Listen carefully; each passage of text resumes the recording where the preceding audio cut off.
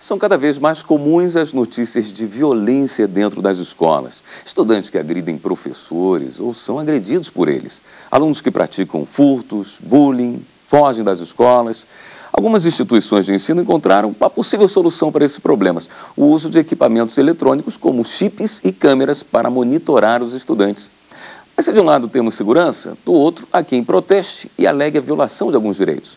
Para conversar sobre o tema, eu recebo no estúdio o professor da Universidade de Brasília, pós-doutorado em Tecnologia da Educação, Gilberto Lacerda Santos, e o advogado civil Hugo Almeida. Sejam todos bem-vindos. Agora, antes de iniciarmos a nossa entrevista, vamos acompanhar uma reportagem. Brigas entre alunos, discussão com professores e até mesmo fugas da escola. Como driblar esses problemas? Garantir a segurança dos estudantes e a tranquilidade dos pais. No Distrito Federal, algumas escolas apostaram na tecnologia. Em Samambaia, região administrativa do Distrito Federal, a alternativa foi implantar chips nos uniformes. Já tínhamos feito várias outras situações de controle, não funcionou. Fomos ver catraca trava, biometria, né? Já estava vendo um teste na escola que teve que parar, a gente percebeu que também não ia dar certo. A medida foi implantada em caráter experimental por 60 dias e cerca de 40 estudantes participaram da experiência. Outra ação usada para monitorar as escolas são as câmeras. Em alguns casos, elas surgiram para evitar a violência no ambiente escolar. As escolas não estão monitorando seus alunos o tempo todo e nós queremos exigir uma maior monitoração desses alunos durante o período que eles estão dentro da sala da escola. O que nós queremos é que os pais entendam que, na ausência deles, a escola é responsável pela integridade física e moral dos seus alunos. Bem, eu gostaria de começar entendendo um pouquinho essa coisa do chip no uniforme das crianças, que me pareceu uma medida inovadora. Ela fere alguns direitos, no seu entender, doutor Hugo? Sim, assim, é relativo, né? No direito, a criança vai ter o direito à privacidade dela, né? A intimidade dela tem que ser preservada, mas ao mesmo tempo o pai tem o dever de zelar pela presença dela na escola, pela educação dela. Então começa a entrar em conflito alguns direitos. Então aí tem que usar, conforme vai acontecendo as situações, a gente vai ter que estudar isso daí para ver como que se adequa. Porque se está chegando essa tecnologia, vamos ter que saber lidar com essa situação nova, né? Interessante o senhor chamar o pai para a responsabilidade, porque até então era única e exclusivamente da escola a responsabilidade pelo aluno, não é? Exatamente. Bom, na verdade, a escola, a responsabilidade pelo aluno na escola é um pacto entre os atores da escola e os pais e a família. A família tem se distanciado muito da escola nos últimos anos, né? A história da escola brasileira é muito caracterizada por isso. Mas, de fato, uma tal situação chama os pais, de novo, a estarem ali. Né? Eu digo, deixa eu me explicar melhor, a responsabilidade era da escola de manter o aluno ali dentro. Né? Quando o pai deixava, ele tinha certeza que ele podia pegar depois, no final da aula, que a escola iria manter o aluno ali dentro. Com o chip, essa coisa já começa a ser dividida. Pois é, os tempos são outros, né? Crianças... enfim, gente da minha geração, por exemplo, tinham menos interferência de terceiros na educação. Hoje em dia nós temos 1000 interferências que chegam pelo computador. O computador é uma janela para o mundo, né? Então a criança acessa o computador, o mundo entra na casa dela, entra no quarto dela, entra na vida dela. Então ela tem outras interferências além dos pais, né? Então quando ela vai para a escola, ela é acessada e tem acesso objetivamente e subjetivamente por tudo isso. Então os pais têm menos controle, menos acesso ao universo dos filhos, né? Pelo lado jurídico, o doutor Hugo estava levantando alguns pontos que pode ferir alguns direitos da criança. Pelo lado pedagógico, o senhor acha que fere a criança ou o adolescente esse tipo de controle? Bom, sim, não. Eu acho que esse tipo de situação, que é bastante nova, sobre o qual não se tem estudos, não se tem pesquisas, como conversávamos antes, deve ser fruto de um pacto entre todos. Todos os atores implicados têm que estar conscientes do que é, para que serve e estarem de acordo com o uso da coisa, inclusive as crianças, né? Porque a coisa mais fácil que pode ter é uma criança tirar a camisa e se livrar do chip. não é verdade? Então, se todos estiverem de acordo com relação aos objetivos, então tudo pode funcionar, né? Hoje, uma criança que sai no meio de uma aula e se acidenta, comete algum delito, a escola é responsável, ela responde por isso? Sim, assim, até mesmo tem na própria Constituição, né, do Brasil o dever da escola, da sociedade e dos pais zelar pela frequência do aluno ali na escola. Então, se ele, como é popularmente chamado, mata aula, né, ele vai ter a cobrança da escola para isso daí, vai ter dos pais também, e até mesmo da própria sociedade. Se você tem consciência que tem uma pessoa, um aluno, que está ali no horário de aula e está fora do lugar, era dever do cidadão também informar aquilo para a escola, para qualquer responsável, tomar uma atitude. Então, fica essa situação de ter essa cobrança, assim, dos pais, da escola também. Sem dúvida, a escola é responsável. Durante o período de aula, a escola é responsável. Por isso que muitas escolas, inclusive, fecham os portões, não deixam as crianças saírem, não deixam ninguém sair da escola sem autorização dos pais, né? Porque durante o período da aula, por exemplo, se a criança tem aula de 8 a meio-dia, a escola é responsável pela integridade física da criança de 8 a meio-dia, né? Seja dentro da escola ou fora da escola. Se a instituição de ensino entender que cabe esse tipo de monitoramento, um pai pode se negar a adotá-lo? Quando é na rede particular, ele não vai ter essa opção, porque é legal. Se você não quer as normas da escola, você não matricule o seu filho naquela escola. Agora, na rede pública, eu vejo que começa a ficar, já é diferente essa situação, porque ali já é um serviço do Estado, já não é um serviço opcional dele ali, que ele vai escolher qual escola que ele vai colocar. E então fica complicado, assim, dar essa definição, se ele pode ir contra, a favor. Eu não tinha pensado sobre essa ótica, né? Na diferença do ambiente privado para o ambiente público. Tem sentido. Aí eu reforço mais ainda o que eu disse agora há pouco, é preciso que seja um pacto, que todos estejam de acordo. Inclusive os professores, no caso de câmeras, o seu trabalho é supervisionado. No caso dos os pais, né? Porque de que adiantaria eu colocar chip na roupa do meu filho, a escola se ocupar de colocar chip na roupa do meu filho e eu na minha casa não estou nem aí? Né? Enfim, não monitoro a presença do meu filho na escola. Então, é preciso que todo mundo seja de acordo, inclusive os pais.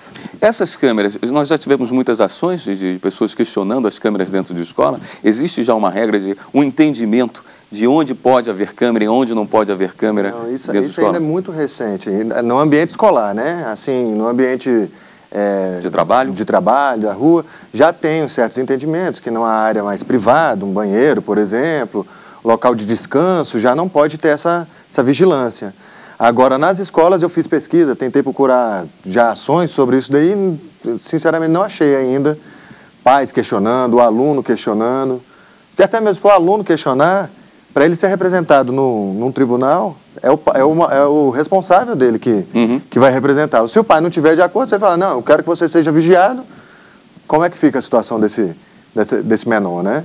E é o dever do pai, ele que tem essa responsabilidade. Não tem como o aluno, o menor, chegar e, não, eu quero entrar com um processo sem ser representado pelo pai dele. É uma situação nova até, assim, ele vai ter que buscar outros direitos, até mesmo um Ministério Público, para poder intervir por ele aí. E aí vai caber também até o promotor entender se é viável ou não essa ação sobre ferir a intimidade dele, né? Tem, assim, as outras situações jurídicas que por exemplo, a utilização dessa imagem. Ela tem que ser utilizada somente para aquela finalidade. Se, por exemplo, pegam uma imagem e começam a jogar no YouTube e usa para outros fins que não foi destinada àquela da vigilância, a escola pode ser responsabilizada por aquela situação. A imagem tem que ter muito cuidado agora também com essas câmeras, a guarda daquele material.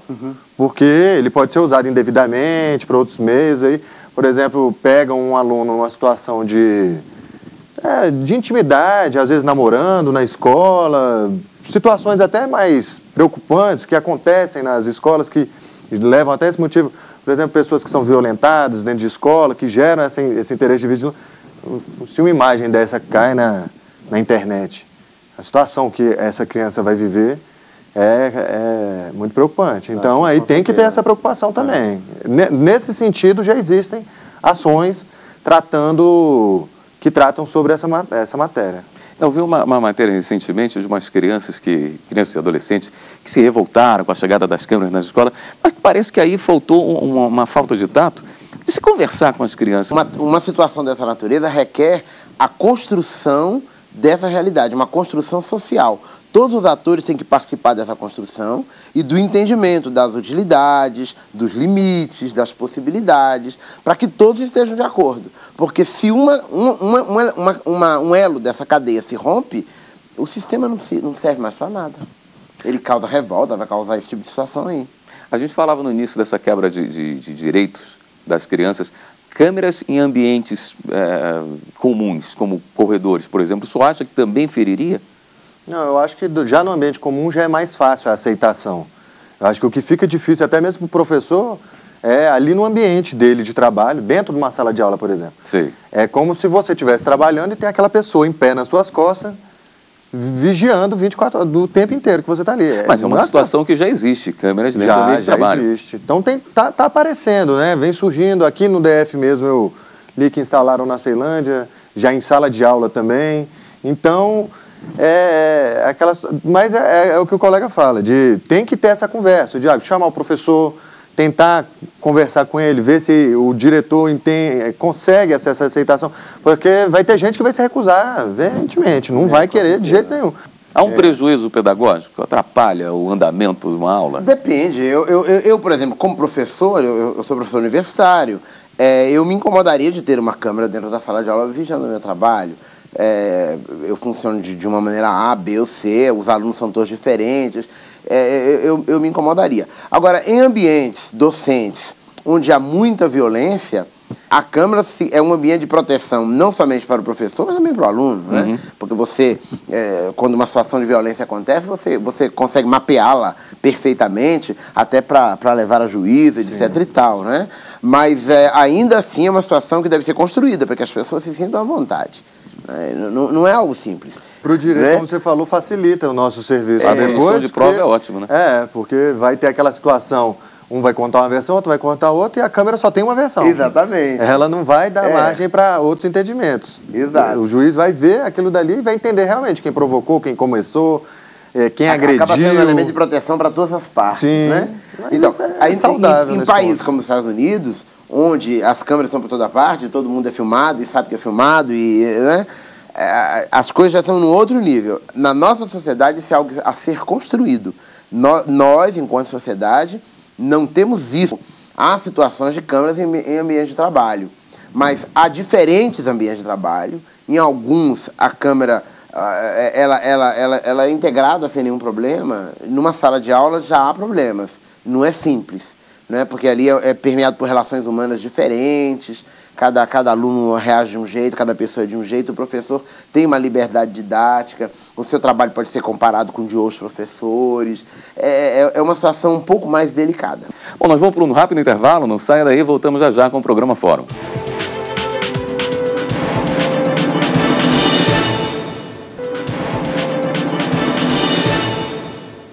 Estamos de volta com o Fórum, que hoje discute algumas possibilidades para se manter um ambiente tranquilo dentro das escolas. Acho que a gente pode colocar dessa forma, porque eu acho que é isso que se busca. Quando você coloca uma câmera, quando você coloca um chip. O senhor já se posicionou não muito favorável à presença de uma câmera dentro de uma sala de aula, pelo menos para a sua maneira de ensinar.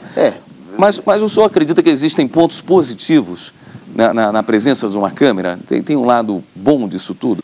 O argumento de que as gravações podem ser usadas para o professor aprimorar suas aulas, acho que cabe isso. Isso aí também pode ser considerado uma possibilidade, mas é preciso que todo mundo esteja confortável com a situação. Porque se o professor não estiver confortável com a situação, isso vai afetar no seu trabalho com certeza. Se o aluno não estiver confortável com a situação, isso vai afetar na sua participação na aula, na sua presença na aula, na sua naturalidade, né? A relação educativa, o convívio do indivíduo com um conhecimento novo, o qual ele deve aprender e apreender, exige uma certa naturalidade, né? E essa naturalidade pode ser quebrada se você se sente observado. A não ser que você esteja de acordo e você passa a considerar a câmera como membro da paisagem geral e aquilo não te incomoda mais. Mas isso não acaba acontecendo? Não causa uma estranheza no início e depois todo mundo relaxa e esquece que a câmera existe? Talvez, com certeza, é uma possibilidade. Mas, como disse o colega, é uma situação nova, é algo a ser construído. Pode ser que sim, pode ser que não. Quando se precisa partir para essas ações, para, por exemplo, proteger a integridade física de um professor, nessas situações do professor, isso não tira um pouco da sua autoridade também?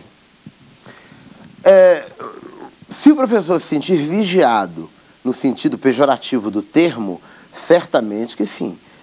Isso vai limitar a sua naturalidade docente, a sua liberdade para abordar o conteúdo de uma maneira ou de outra. Isso vai limitar a sua capacidade de expressão docente, certamente. Se ele se sentir vigiado, né? Estou falando da câmera sendo usada, sendo percebida no sentido pejorativo. Eu lembro que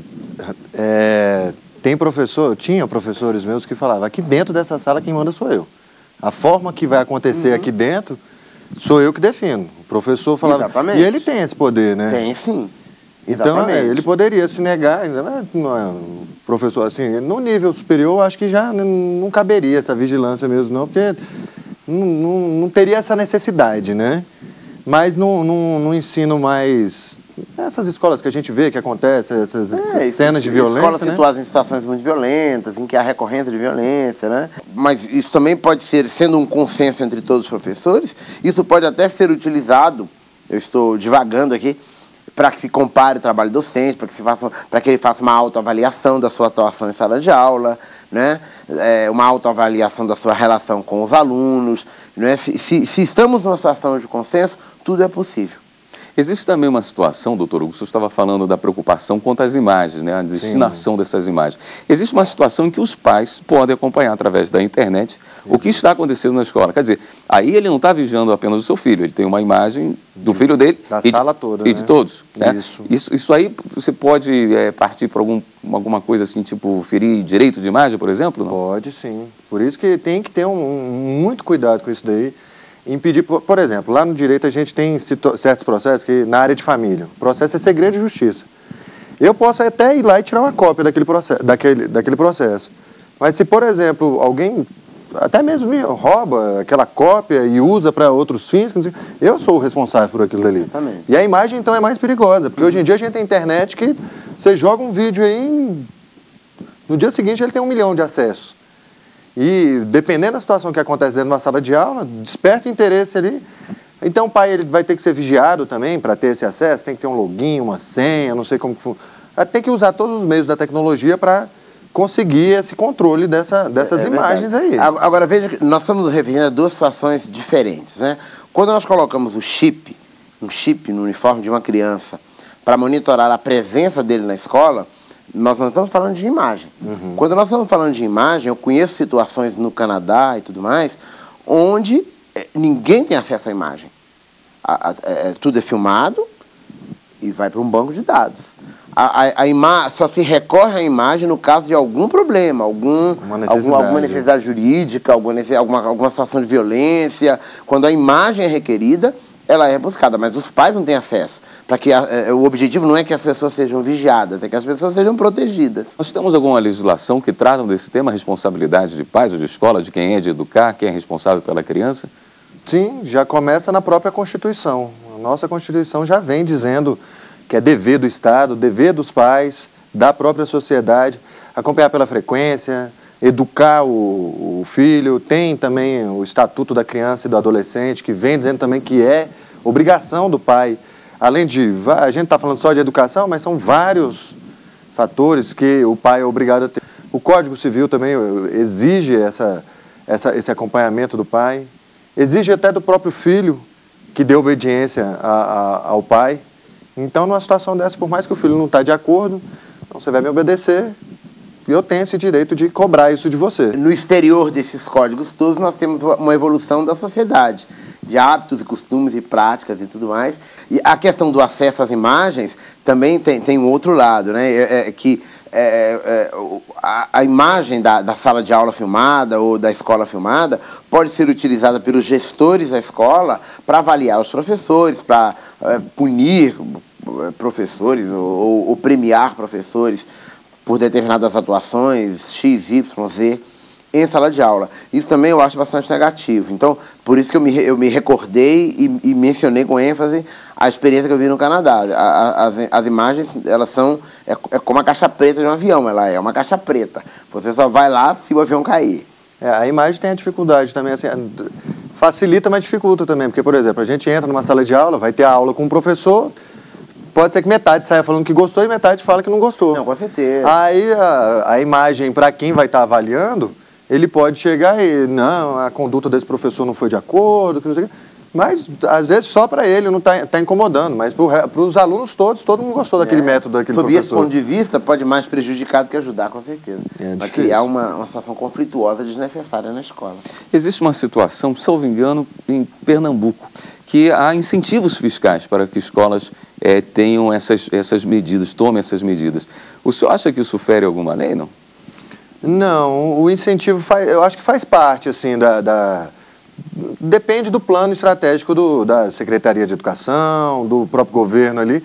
Ele tem uma autoridade, né, para poder incentivar, cobrar. Então, nesse ponto de vista, é interessante. Sendo bem utilizado, é ótimo a aplicação das câmeras, porque realmente vai zelar pelo patrimônio, zelar pelos alunos, pela própria educação. Eu acho que só esse ponto realmente da sala de aula que começa a ficar meio tortuoso aí. Mas é interessante, sim. As escolas particulares, elas têm essa abertura de determinar algumas normas, e o que o senhor estava falando, porque ali o pai, se não gostou das normas, ele se dirige a outro canto. Mas até onde vai essa liberdade da escola de criar algumas normas? Não, até onde vai fica difícil de definir, assim. Mas, por exemplo, tem escolas que vão colocar 2 línguas para a criança ensinar. Tem escola que coloca ensino religioso, já direcionado para aquela religião que certa escola acompanha, que tem... escola católica, escola adventista, escola metodista. Então, o aluno entra naquela escola, ele vai estudar aquela matéria, faz parte da matéria dele. O pai não está de acordo, então não matricule o filho ali. Vai procurar uma outra escola já de acordo. Ela tem essa liberdade. Quer dizer, essa liberdade de escolha dificulta uma possível ação contra a escola? Sim, com certeza. Nesse ponto daí, porque foi a opção dele. Ali a gente já entra para o direito do consumidor, direito civil mesmo, que é daquela. Eu só vou comprar, ali é um produto já, é uma mercadoria. Eu só vou comprar aquilo dali se eu realmente tiver interesse. Agora, claramente, isso eu estou colocando dentro do razoável, né? A escola está cobrando ali matérias razoáveis, um horário razoável. É uma queixa muito comum das escolas, que hoje os pais são menos presentes. Não seria uma forma do pai, à distância, estar presente na vida do filho, na vida escolar, ou esse cuidado à distância é muito diferente do presencial? Olha, eu acho que pais que participam da educação dos filhos e que são presentes no ambiente escolar e que são presentes nesse âmbito da vida dos seus filhos, eles não precisam desses aparatos tecnológicos para exercerem isso, eles o são, né? Então, um pai que é ausente da vida do filho, ele vai continuar ausente da vida do filho com câmera ou sem câmera, com chip ou sem chip. Então, eu acho que isso não muda comportamentos de pais. Uma presença sem qualidade, é uma presença virtual no sentido próprio do termo, uma presença inexistente. Um chip dessa natureza, ele vai garantir a presença física do aluno na escola. Então, do ponto de vista constitucional e das normas, tudo estará perfeito. O aluno está na escola. Mas nada se diz com relação à qualidade dessa presença. Muito bem. Terminamos por aqui mais uma edição do Fórum. Eu gostaria de agradecer imensamente a participação do professor da Universidade de Brasília, pós-doutorado em Tecnologia da Educação, Gilberto Lacerda Santos, e também o advogado civil Hugo Almeida. E você pode rever esse programa na página da TV Justiça. O endereço é www.tvjustiça.jus.br. Envie também sua sugestão para o programa. E-mail forum@stf.jus.br. Semana que vem tem mais uma edição do Fórum. Até lá.